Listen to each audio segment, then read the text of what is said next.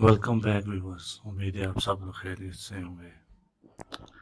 آج ہم آپ کے لیے ایک بہترین ویڈیو لے کر آئے ہیں جس میں میں آج آپ کو 3 ایسی خوراکیں بتاؤں گا جن کو استعمال کر کے آپ لوگ مردانہ کمزوری جیسی بیماری سے نجات حاصل کر سکتے ہیں۔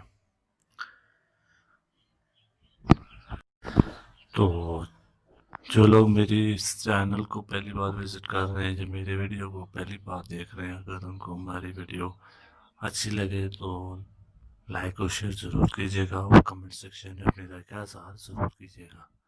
اور جنہوں نے ابھی تک میرا چینل سبسکرائب نہیں کیا تو ان سے گزارش ہے کہ ہمارا چینل سبسکرائب کریں تاکہ ان کو مزید اچھی اچھی ویڈیو حاصل ہو سکے۔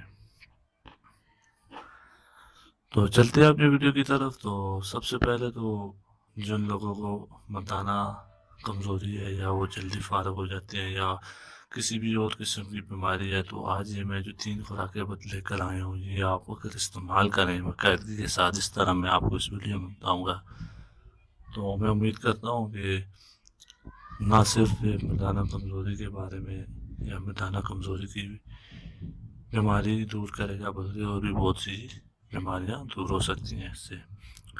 تو ان خوراکوں میں سب سے پہلے جو آ جاتا ہے جی آپ کے پاس آ جاتا ہے جی دودھ۔ اگر آپ باقاعدگی کے ساتھ دودھ استعمال کریں، صبح نہار منہ استعمال کریں، وہ بھی ٹھنڈا دودھ، گرمیوں میں آپ ٹھنڈا دودھ استعمال کریں، سردیوں میں آپ اس کو نیم گرم استعمال کر سکتے ہیں۔ صبح کے وقت اس لیے استعمال کرنا ہے کہ آپ شام کو بھی کر سکتے ہیں، لیکن کوشش کریں کہ رات کو استعمال نہ کریں، کیونکہ دودھ جو ہوتا ہے وہ تھوڑا طاقت والا ہوتا ہے، اس میں فیٹس زیادہ ہوتے ہیں، تو آپ کوشش کریں دن میں اس وقت استعمال کریں۔ تو فجر میں استعمال کرتے ہیں، صبح نہار منہ استعمال کرتے ہیں، تو اس سے یہ ہے کہ آپ اس کو بہت زیادہ ہضم کرنے میں مدد ملتی ہے، آپ کا جسم اس کو اچھی طرح سے ہضم کرتا ہے اور اس کے فائدے ہوتا ہے آپ کے جسم کو۔ تو دوسرے نمبر پر آ جاتی ہے جی کھجور۔ آپ کھجور کو دودھ میں ابال کر دودھ ٹھنڈا کر کے بھی استعمال کر سکتے ہیں، ڈائریکٹ بھی استعمال کر سکتے ہیں۔ تو دن میں آپ 2 سے 3 کھجور ضرور استعمال کریں، زیادہ استعمال نہ کریں کیونکہ میٹھی ہوتی ہے، لیکن 2 سے 3 کھجور زیادہ استعمال کریں۔ تیسرے نمبر پر جو خوراک آپ کے پاس آ جاتی ہے وہ پیاز آ جاتا ہے۔